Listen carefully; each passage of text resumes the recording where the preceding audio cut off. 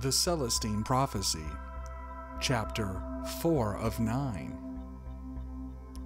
Read by John Divon at John Divon on social media and Tiffany at Spot on Spirit. The title is The Struggle for Power. Thank you for listening to 1 through 3 and keep going to the very end. The struggle for power. A pothole in the gravel road jolted the Jeep and woke me up. I looked at my watch. 3 p.m. As I stretched and attempted to fully awaken, I felt a sharp pain in the small of my back. The drive had been grueling. After leaving Reacquainted, we had traveled the entire day, riding in several different directions as though Will were looking for something he couldn't find. We had spent the night at a small inn where the beds were hard and lumpy, and I had slept little.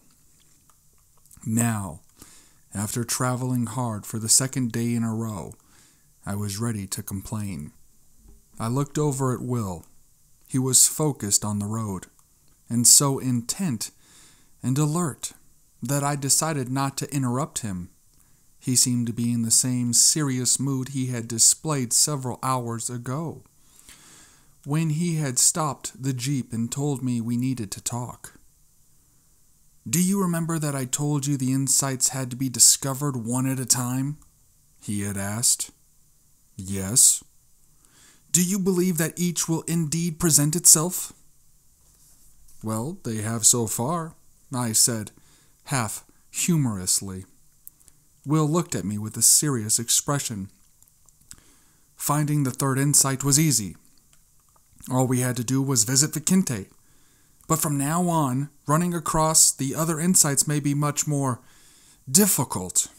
He paused for a moment, then said, "I think that we should go south to a small village near Quillabamba, a place called Kula. There is another virgin forest up there that I think you should see. But it is vitally important that you stay alert. Coincidences will occur regularly, but you have to notice them. Do you understand?" I told him that I thought I did, and that I would keep what he said in mind. After that, the conversation had lapsed, and I had fallen into a deep sleep, a sleep I now regretted because of what it had done to my back. I stretched again, and Will looked over at me. "Where are we?" I asked. "In the Andes again," he said. The hills had turned into high ridges and distant valleys. The vegetation was coarser now, the trees smaller and wind-blown. Inhaling deeply, I noticed the air was thinner and cool. "Better put on this jacket," Will said, pulling a brown cotton windbreaker from a bag. "It'll be cold up here this afternoon." Ahead, as the road rounded a bend, we could see a narrow crossroads. On one side, near a white-framed store and gas station, a vehicle was parked with the hood open. Tools lay on a cloth covering the fender. As we drove past, a blond man walked out of the store and glanced at us briefly. He was round-faced and wore dark-rimmed glasses. I looked at the man closely, my mind racing back 5 years. "I know it wasn't him," I said to Will. "But that guy looks just like a friend of mine I used to work with. I haven't thought of him in years." I noticed Will was scrutinizing me. "I told you to watch events closely," he said. "Let's go back and see if that fellow needs some help. He didn't look like a local." We found a place where the shoulders of the road were wide enough and turned around. When we returned to the store, the man was working on the engine. Will pulled up to the pump and leaned out the window. "Looks like you have trouble," Will said. The man pushed his glasses back up on his nose, a habit my friend also shared. "Yes," he replied. "I have lost my water pump." The man appeared to be in his early 40s and was of a slight build. His English was formal with a French accent. Will was quickly out of the vehicle introducing us. The man offered me his hand with a smile that also looked familiar. His name was Chris Renew. "You sound French," I said. "I am," he replied, "but I teach psychology in Brazil. I'm here in Peru seeking information about an archaeological artifact that has been found, a manuscript." I hesitated for a moment, unsure how much I should trust him. "We're here for the same reason," I finally said. He looked at me with deep interest. "What can you tell me about it?" he asked. "Have you seen copies?" Before I could reply, Will walked out of the building, the screen door slamming behind him. "Great luck," he said to me. "The owner has a place where we can camp, and there's some hot food.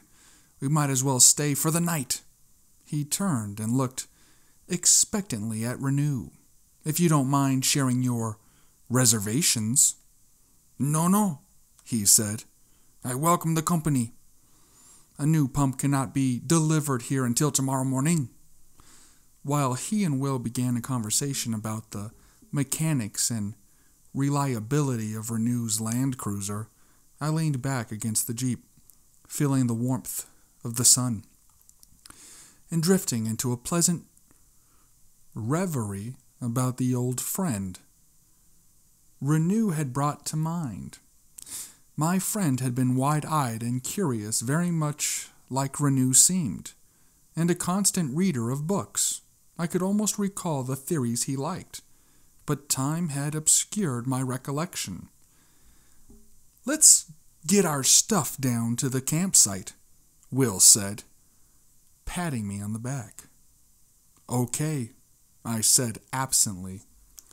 He opened the rear door and pulled out the tent and sleeping bags and loaded my arms, then grabbed a duffel bag full of extra clothing. Renew was locking up his vehicle. We all walked past the store and down a course of steps. The ridge fell away steeply behind the building, and we angled to the left along narrow pathway. After 20 or 30 yards, we could hear water running, and further on we saw a stream cascading down the rocks. The air was cooler, and I could smell the strong fragrance of mint. Directly in front of us, the ground leveled out, and the stream formed a pool about 25 feet in diameter. Someone had cleared a campsite and built a rock containment for a fire. Wood was stacked against a nearby tree. "This is fine," Will said, and began unpacking his large 4-man tent. Renew spread his smaller tent to the right of Will. "Are you and Will researchers?" Renew asked me at one point. Will had finished with the tent and had walked up to check on dinner. "Wilson's a guide," I said. "I'm not doing much of anything right now." Renew gave me a puzzled look. I smiled and asked, "Have you been able to see any parts of the manuscript?" "I have seen the first and second insights," he said, stepping closer. "And I'll tell you something. I think it is all happening just as the manuscript says. We are changing our world view. I can see it in psychology." "What do you mean?" He took a breath. "My field is in conflict, looking at why humans treat each other so violently. We've always known that this violence comes from the urge humans feel to control and dominate one another. But only recently have we studied this phenomenon from the inside, from the point of view of the individual's consciousness. We have asked, what happens inside a human being that makes him want to control someone else? We have found that when an individual walks up to another person and engages in a conversation, which happens billions of times each day in the world, one of two things can happen. That individual can come away feeling strong or feeling weak, depending on what occurs in the interaction. I gave him a puzzled look, and he appeared slightly embarrassed at having rushed into a long lecture on the subject. I asked him to go on. For this reason, he added, we humans always seem to take a manipulative posture. No matter what the particulars of the situation or the subject matter, we prepare ourselves to say whatever we must in order to prevail in the conversation. Each of us seeks to find some way to control and thus to remain on top in the encounter. If we are successful, if our viewpoint prevails, then rather than feel weak, we receive a psychological boost. In other words, we humans seek to outwit and control each other not just because of some tangible goal in the outside world that we're trying to achieve, but because of a lift we get psychologically. This is the reason we see so many irrational conflicts in the world, both at the individual level and at the level of nations. The consensus in my field is that this whole matter is now emerging into public consciousness. We humans are realizing how much we manipulate each other, and consequently, we're re-evaluating our motivations. We're looking for another way to interact. I think this re-evaluation will be part of the new world view that the manuscript speaks of. Our conversation was interrupted as Will walked up. "They're ready to serve us," he said. We hurried up the path and into the basement level of the building, the family's living quarters. We walked through the living room and into the dining area. On the table was a hot meal of stew, vegetables, and salad. Sit down," the proprietor was saying in English, pulling out chairs and rushing about. Behind him stood an older woman, apparently his wife, and a teenage girl of about 15. While taking his seat, Will accidentally brushed his fork with an arm. It fell noisily to the floor. The man glared at the woman, who in turn spoke harshly to the young girl who had not yet moved to bring a new one. She hurried into the other room and returned holding a fork, then handed it tentatively to Will. Her back was stooped and her hand shook slightly. My eyes met Renew's from across the table. "Enjoy the food," the man said, handing me one of the dishes. For most of the meal, Renew and Will talked casually about academic life, the challenges of teaching and publishing. The proprietor had left the room, but the woman stood just inside the door. As the woman and her daughter began serving individual dishes of pie, the young girl's elbow hit my water glass, spilling the water on the table in front of me. The older woman rushed over in a rage, shouting at the girl in Spanish and pushing her out of the way. "I'm very sorry," the woman said, wiping up the water. "The girl is so clumsy." The young girl exploded, flinging the remaining pie at the woman, missing and splattering pie and broken china across the middle of the table. Just as the proprietor returned, the old man shouted and the girl ran from the room. "I'm sorry," he said, hurrying to the table. "It's no problem," I replied. "Don't be so hard on the girl." Will was on his feet, figuring the bill. and we quickly left. Renew had been quiet, but as we walked through the door and down the steps, he spoke. "Did you see the girl?" he asked, looking at me. "She is a classic example of psychological violence. This is what the human need to control others leads to when taken to the extreme. The old man and woman are dominating the girl totally. Did you see how nervous and stooped she was?" "Yes," I said, "but it appears she's about fed up." "Exactly. Her parents have never let up. And from her point of view, she has no choice but to lash out violently. It is the only way she can gain some control for herself. Unfortunately, when she grows up, because of this early trauma, she will think she has to seize control and dominate others with the same intensity. The characteristic will be deeply ingrained and will make her just as dominating as her parents are now, especially when she is around people who are vulnerable, such as children. In fact, the same trauma no doubt happened to her parents before her. They have to dominate now because of the way their parents dominated them. That's the means through which psychological violence is passed down from one generation to another." Renew stopped suddenly. "I need to get my sleeping bag out of the truck," he said. "I'll be down in a second." I nodded, and Will and I continued toward the campsite.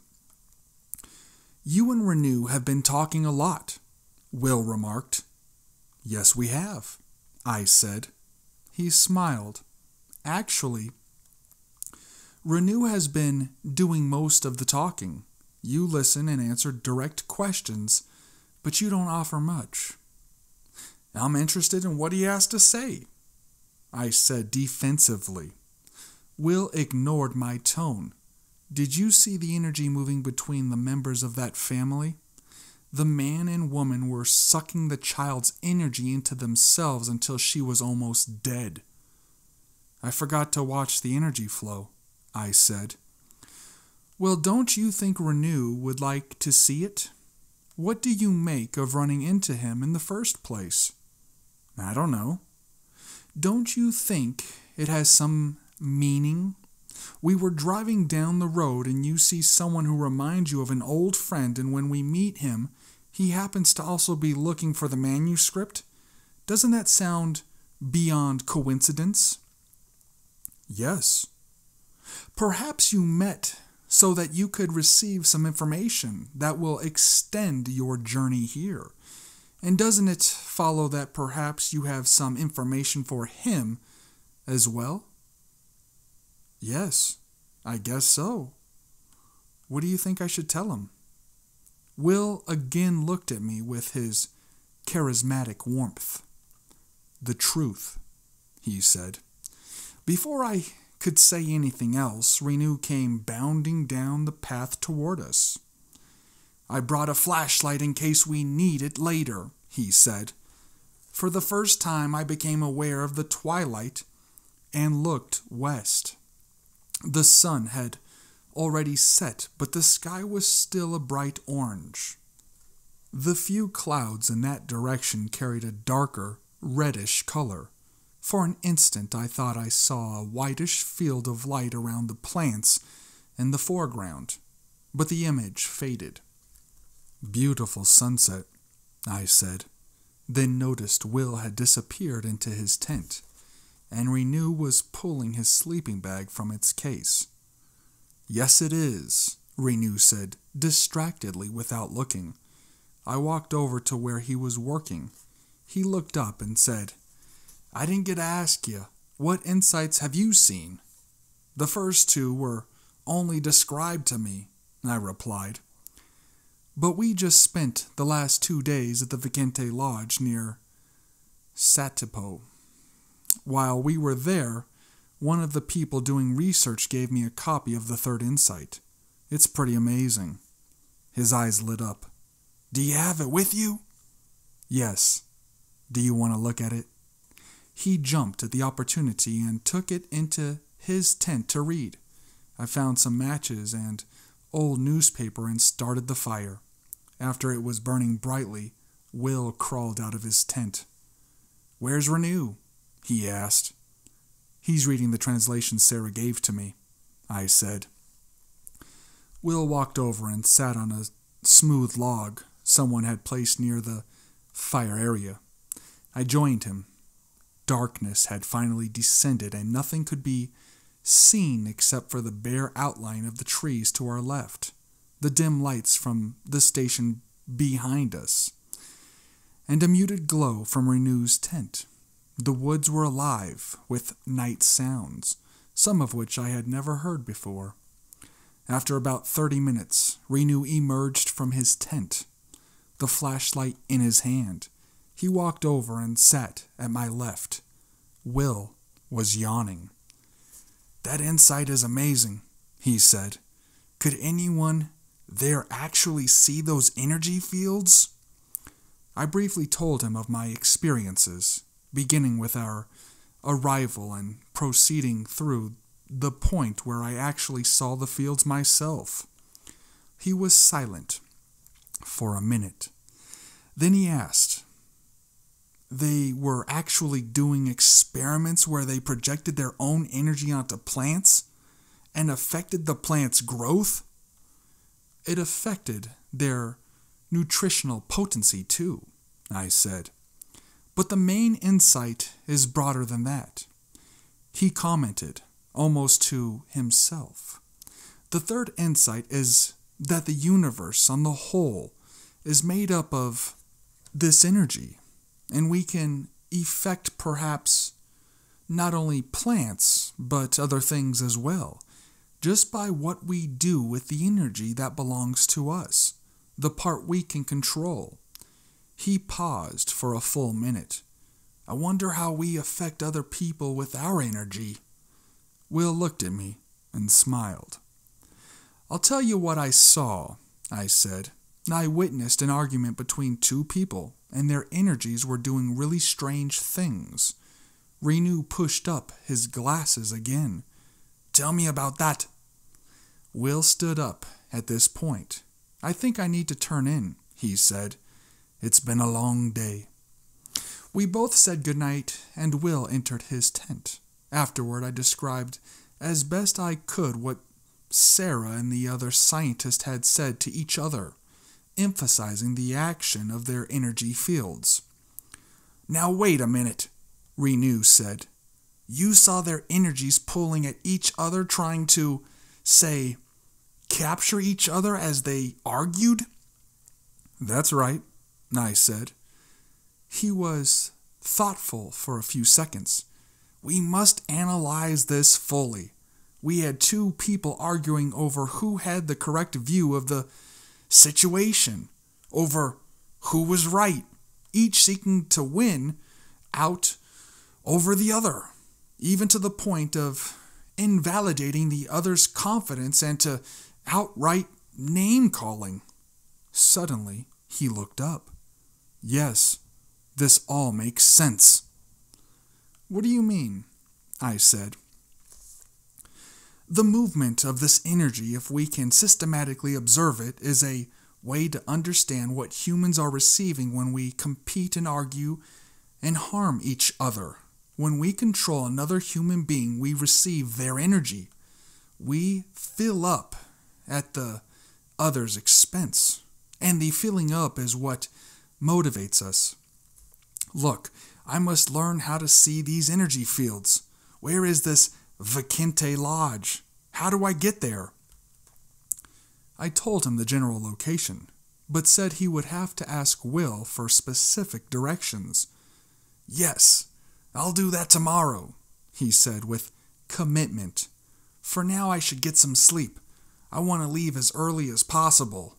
He said goodnight, then disappeared into his tent, leaving me alone with the crackling fire and the night sounds. When I awoke, Will was already out of the tent. I could smell the aroma of hot cereal. I slipped out of my sleeping bag and looked out through the tent flap. Will was holding a pan over the fire. Renew was nowhere to be seen, and his tent was gone. "Where's Renew?" I asked, climbing out and walking over to the fire. "He's already packed up," Will said. "He's up there working on his truck, getting ready so he can leave as soon as his part comes in." Will handed me a bowl of oatmeal, and we sat on one of the logs to eat. "Did you two stay up late talking?" Will asked. "Not really," I said. I told him all I knew. Just then we heard sounds from the path. Renew was hurriedly walking down to us. "I am all prepared," he said. "I must say goodbye." After several minutes of conversation, Renew walked back up the steps and left. Will and I took turns bathing and shaving in the station owner's bathroom. Then we packed our gear, filled the vehicle with gas, and departed, heading north. "How far is Kula?" I asked. "We should be there before nightfall, if we're lucky," he said, then added, "So what did you learn from Renew?" I looked closely at him.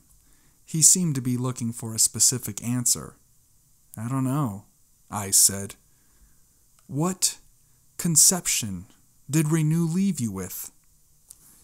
"That we humans, although we are unconscious of it, have the tendency to control and dominate others. We want to win the energy that exists between people. It builds us up somehow, makes us feel better." Will was looking straight ahead at the road. He looked as if he was suddenly thinking of something else. "Why do you ask?" I inquired. "Is this the fourth insight?"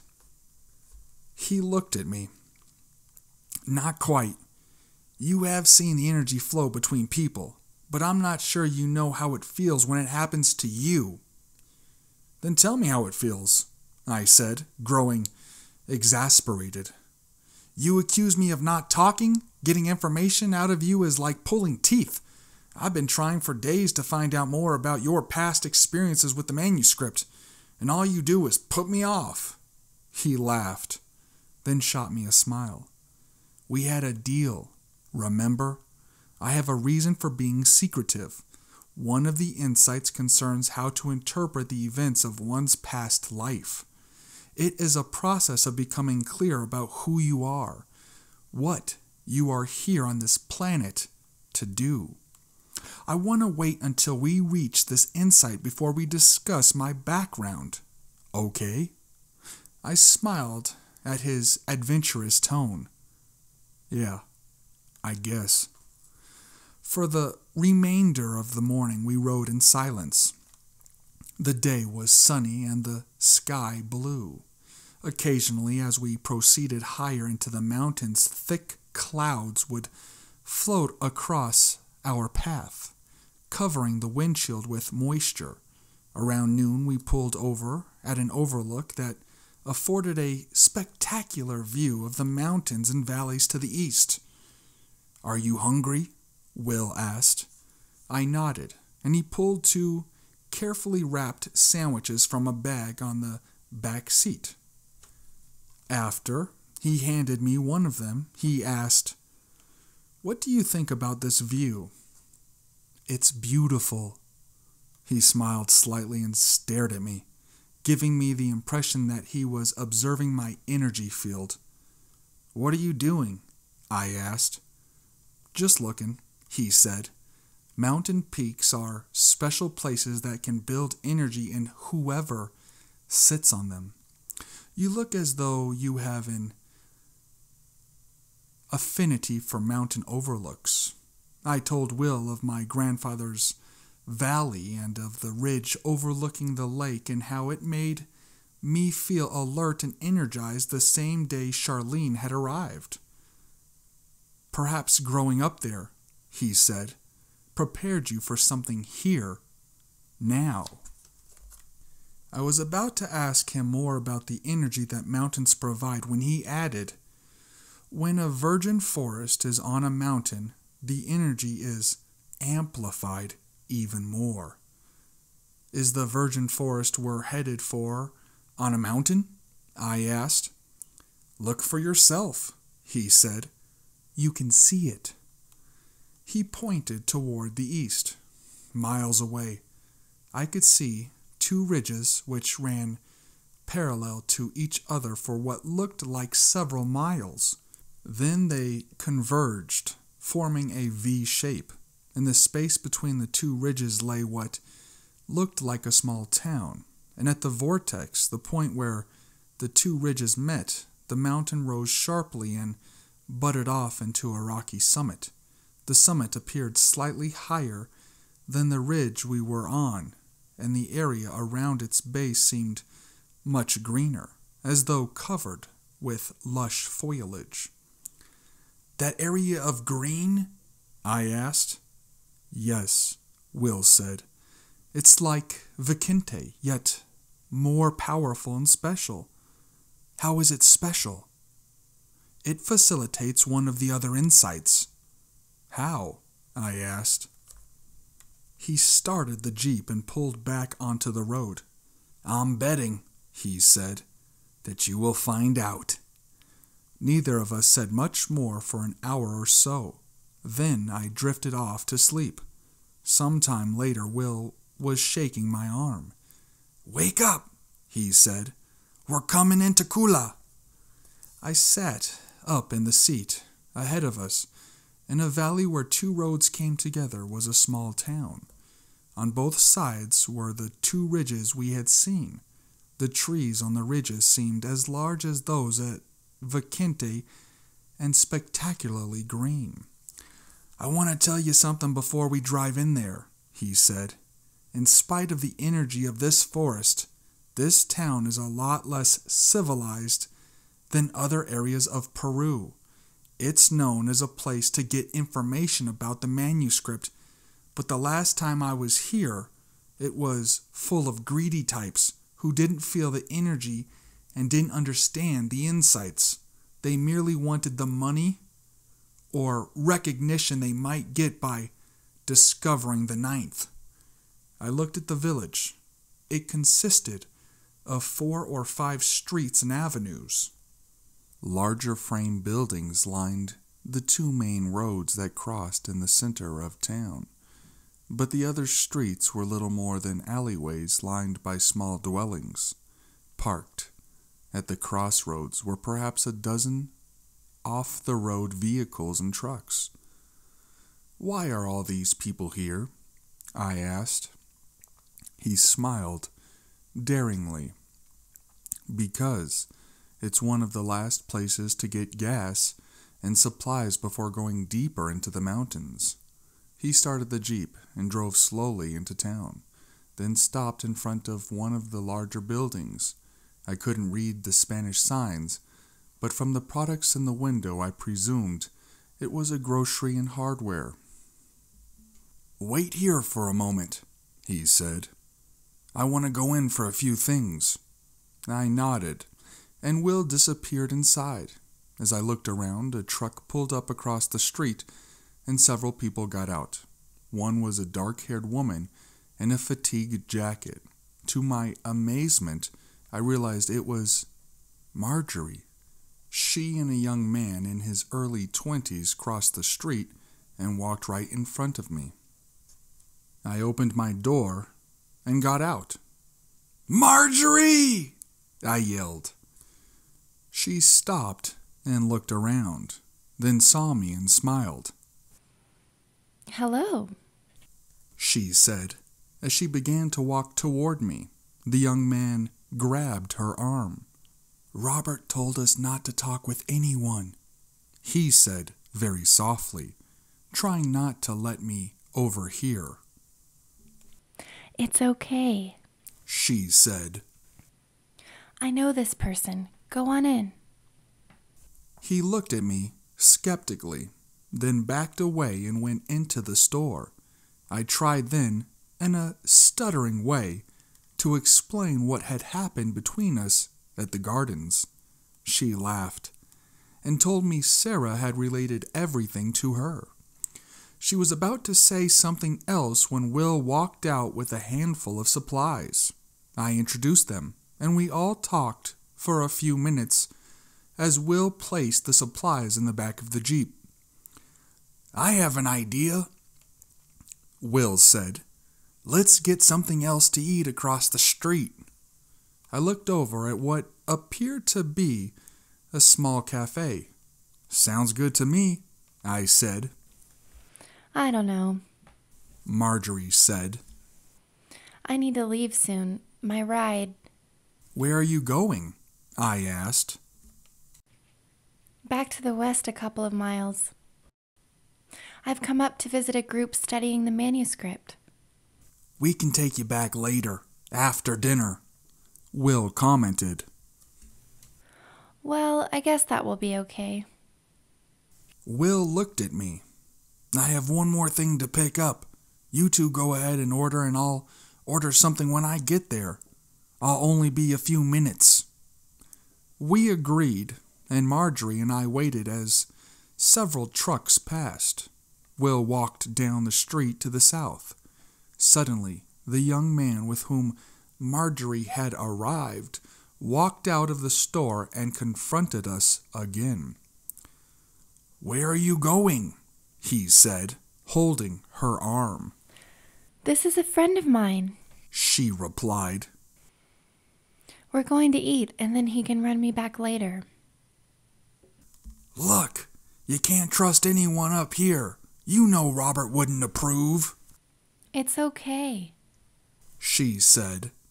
"I want you to come with me now." I took his arm and pulled it off Marjorie. "You heard what she told you," I said. He stepped back and looked at me, suddenly appearing very timid.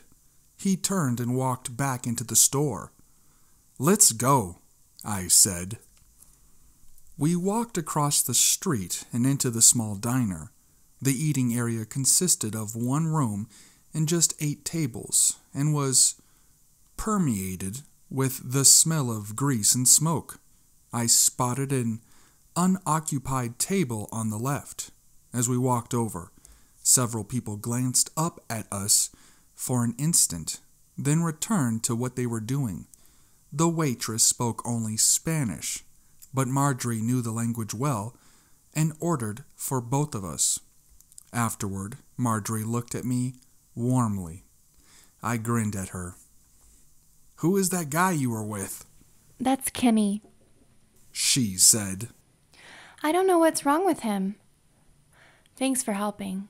She was looking directly into my eyes, and her comment made me feel wonderful. "How did you get connected with that group?" I asked. Robert Jensen is an archaeologist. He's formed a group to study the manuscript and search for the 9th insight. He came by Vicente a few weeks back. Then again, a couple of days ago, What? I asked. Well, I was in a relationship at Vicente that I wanted to get away from.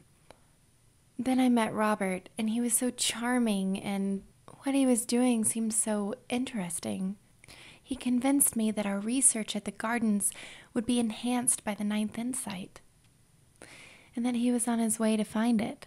He said that finding this insight would be the most exciting thing he's ever done. And when he offered me a place on his team, for a few months I decided to accept. She paused again and looked down at the table. She appeared uncomfortable, so I changed the subject. "How many of the insights have you read?" Only the one I saw at Vicente. Robert had some others, but he believes people have to rid themselves of their traditional beliefs before they understand them. He says he would rather them learn the key concepts from him. I must have frowned because she added, You don't like that much, do you? "It sounds suspicious," I said. She looked at me intensely again. I wondered about it too. Maybe when you take me back, you can talk with him and tell me what you think. The waitress arrived and brought our food, and as she was walking away, I saw Will come in the door. He walked quickly to our table. "I've got to meet some people about a mile north of here," he said. "I'll be gone about 2 hours. Take the Jeep and take Marjorie back. I'm riding with someone else." He shot me a smile. "We can meet back here." The thought came to me to tell him about Robert Jensen, but I decided against it. "Okay," I said. He looked at Marjorie. "Nice to have met you. Wish I had time to stay and talk."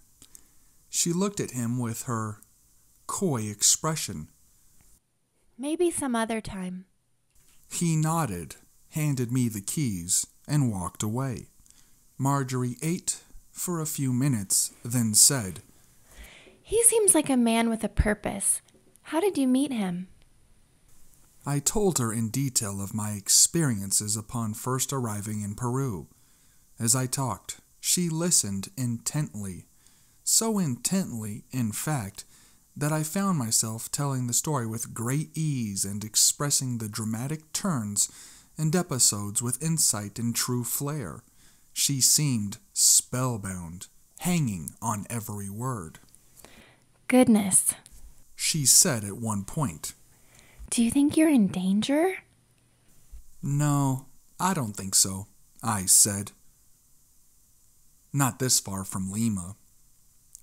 She was still looking at me expectantly, so while we finished eating, I briefly summarized the events at Vicente up to the point where Sarah and I had arrived at the gardens. "That's where I met you," I said, "and you ran off." Oh, it wasn't like that. She said. I just didn't know you, and when I saw your feelings, I thought it best to leave. "Well, I apologize," I said, chuckling, "for letting my energy get out of hand." She looked at her watch. I guess I should be getting back. They'll be wondering about me. I left enough money for the bill and we walked outside to Will's Jeep. The night was chilly and we could see a trace of our breath. As we got in, she said, Head back north on this road. I'll tell you when to turn. I nodded and made a quick U-turn in the street and headed that way.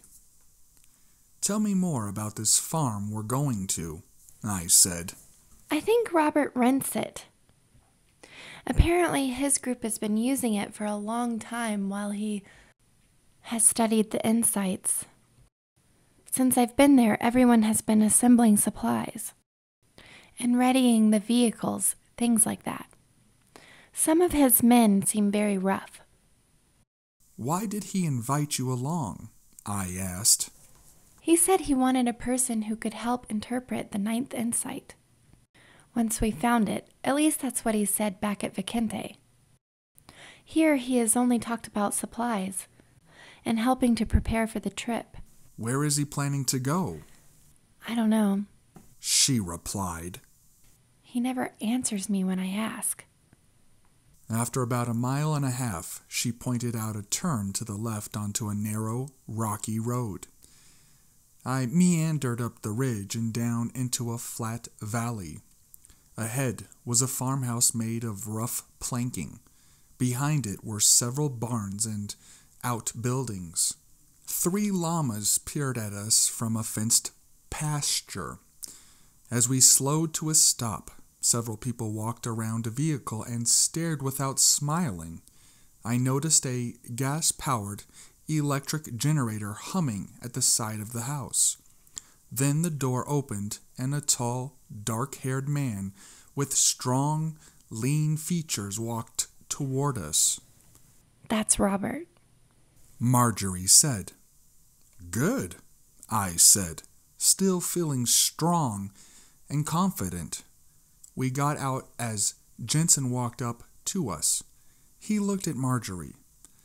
"I was worried about you," he said. "I understand you ran into a friend." I introduced myself, and he shook my hand firmly. "I'm Robert Jensen," he said. "Glad you two are all right. Come in." Inside, several people busied themselves with supplies. One carried a tent and camping gear toward the back. Through the dining room, I noticed two Peruvian women in the kitchen, packing food. Jensen sat in one of the chairs in the living room and directed us to two others. "Why did you say you were glad we were all right?" I asked. He bent toward me and asked in a sincere tone, "How long have you been in this area?" "Only since this afternoon." "Then you couldn't know how dangerous it is here. People are disappearing. Have you heard of the manuscript? Of the missing 9th insight?" "Yes, I have."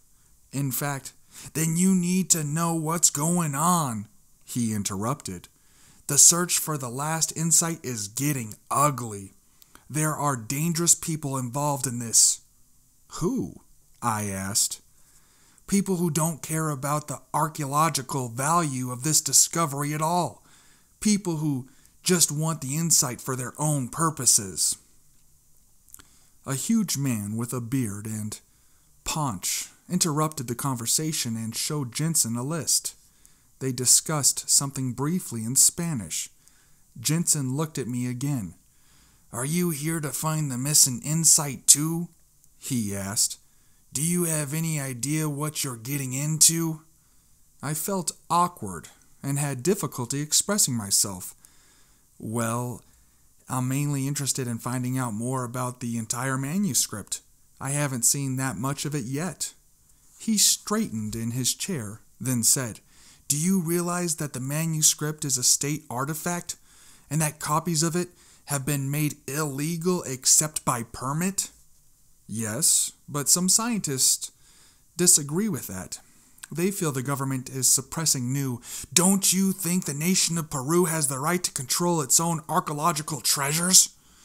Does the government know that you're in this country?" I didn't know what to say. The surge of anxiety in my stomach was back. "Look, don't get me wrong," he said, smiling. "I'm on your side. If you have some sort of academic support from outside the country, then tell me. But I get the feeling you're just floating around." "Something like that," I said. I noticed Marjorie's focus had shifted from me to Jensen. What do you think he should do?" she asked. Jensen stood up and smiled. "I could perhaps work you into a position with us here. We need more people. Where we are going is relatively safe, I think, and you could find some avenues home along the way if things didn't work out." He looked at me closely.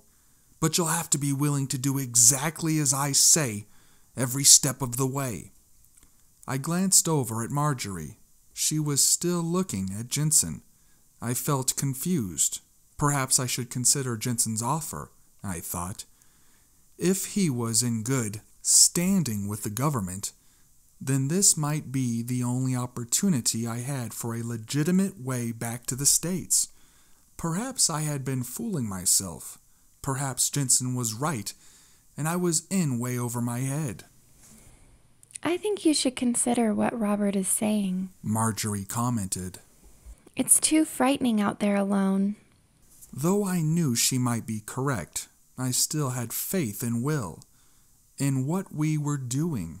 I wanted to express this thought, but when I tried to speak, I found I couldn't formulate the words.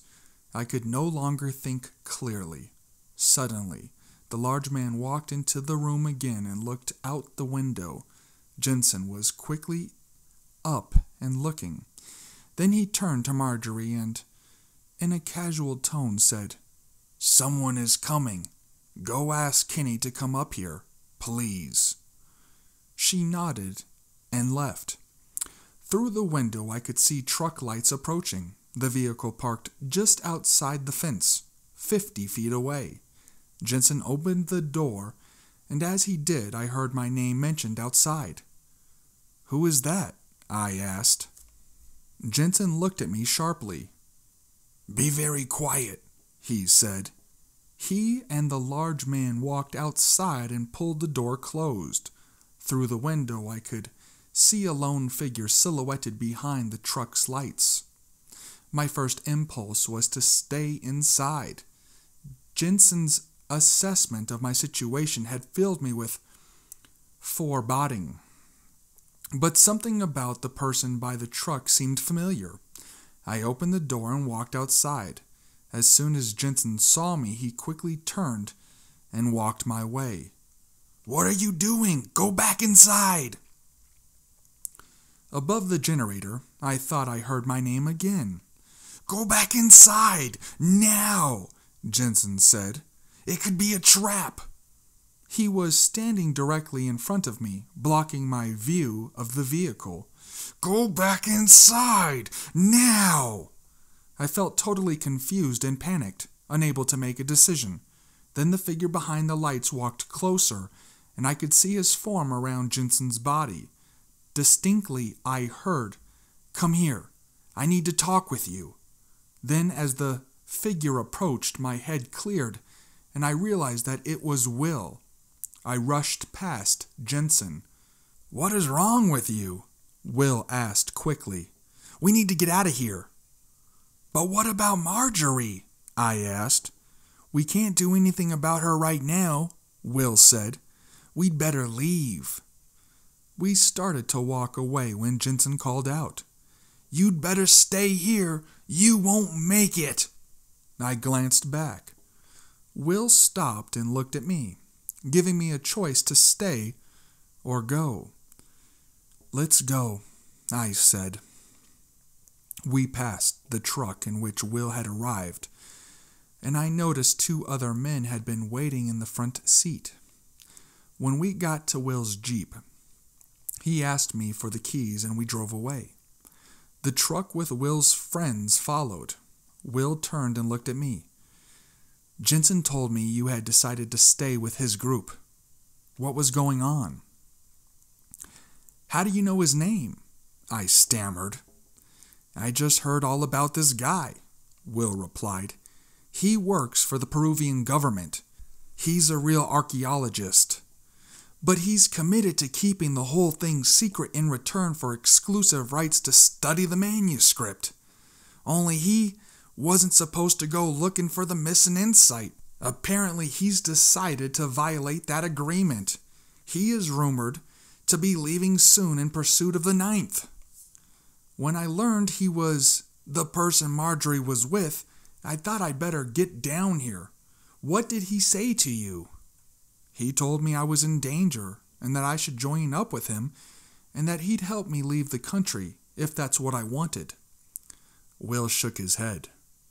"He really had you hooked." "What do you mean?" "You should have seen your energy field. It was flowing almost totally into his." "I don't understand." "Think back to Sarah's argument with the scientist at Vicente. If you had witnessed one of them winning, convincing the other that he was correct, then you would have seen the loser's energy flowing into the winner's, leaving the loser feeling drained and weak and somewhat confused. The way the girl in the Peruvian family appeared, and the way," he smiled, "that you look now." "You saw that happening to me?" I asked. "Yes," he replied, "and it was extremely difficult for you to stop his control of you and to pull yourself away. I thought for a minute you weren't going to do it." "Jesus," I said. "That guy must really be evil." "Not really," he said. "He's probably only half aware of what he's doing. He thinks he's right to control the situation, and no doubt he learned a long time ago that he could control successfully by following a certain strategy. He first pretends to be your friend, then he finds something wrong with what you're doing, in your case that you were in danger. In effect, he subtly undermines your confidence in your own path until you begin to identify with him. As soon as that happens, he has you." Will looked directly at me. This is only one of many strategies people use to con others out of their energy. You'll learn about the remaining ways later in the 6th insight. I wasn't listening. My thoughts were on Marjorie. I didn't like leaving her there. Do you think we should try to get Marjorie? I asked. Not now, he said. I don't think she's in any danger. We can drive out tomorrow as we leave and try to talk to her. We were silent for a few minutes. Then Will asked, Do you understand what I said about Jensen not realizing what he is doing? He's no different from most people. He just does what makes him feel the strongest. No, I don't think I understand. Will looked thoughtful. All this is still unconscious in most people. All we know is that we feel weak, and when we control others, we feel better. What we don't realize is that this sense of feeling better costs the other person. It is their energy that we have stolen. Most people go through their lives in a constant hunt for someone else's energy. He looked at me with a twinkle in his eye. Although occasionally it works differently, we meet someone who, at least for a little while, will voluntarily send us their energy. What are you getting at? Think back to when you and Marjorie were eating together at the restaurant in town and I walked in. Okay. I don't know what you two were talking about, but obviously her energy was pouring into you. When I walked in, I could see it clearly. Tell me, how did you feel during that time? I felt good, I said. In fact, the experiences and concepts I was relating seemed crystal clear to me. I could express myself easily. But what does that mean? He smiled. Occasionally, another person will voluntarily want us to define their situation for them, giving us their energy outright. The way Marjorie did with you. It makes us feel empowered. But you'll see that this gift doesn't usually last. Most people, Marjorie included, aren't strong enough to keep giving energy. That's why most relationships eventually turn into power struggles. Humans link up energy and then fight over who is going to control it, and the loser always pays the price. He stopped abruptly and looked at me. Do you get the 4th insight? Think about what has happened to you. You observed that energy flows between people and wondered what it meant. And then we ran into Renew. Who told you the psychologists were already searching for some reason humans sought to control each other? All that was demonstrated with the Peruvian family. You saw clearly that dominating another makes the dominator feel powerful and knowledgeable, but it sucks the vital energy out of those who are being dominated. It makes no difference if we tell ourselves that we are doing it for the person's own good, or that they are our children and therefore we should be in control all the time. The damage still occurs. Next, you ran into Jensen and got a taste of what this actually feels like. You saw that when someone is dominating you physically, they actually take your mind away. It was not as if you lost some intellectual debate with Jensen. You didn't have the energy or mental clarity to debate with. All your mental power was going to Jensen. Unfortunately, this kind of psychic violence happens all the time throughout human culture, often by otherwise well-meaning people. I just nodded. Will had summarized my experience exactly. Try to integrate the 4th insight fully, Will continued. See how it fits together with what you already know.